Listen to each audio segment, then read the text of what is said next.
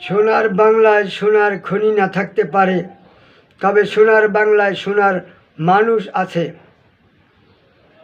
সোনার মানুষ হচ্ছে এ দেশের সন্তান, আপনার আমার সবার সন্তান, যুব সন্তান। দুঃখের বিষয়, সেই যুব সন্তান শেষ হয়ে যাচ্ছে বিভিন্ন মাদক দ্রব্যের কারণে। মাদক যারা খায় তারা বেশি দোষী নয়, যারা বিক্রি করে তারাও নয়। মাদক দ্রব্য যারা আমদানি করে তারাই বেশি দোষী, তারাই বেশি অপরাধী। তাদেরকে ধরিয়ে দিতে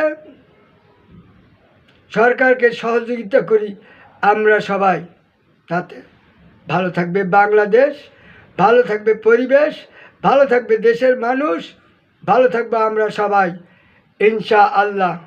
সবার আগে বাংলাদেশ।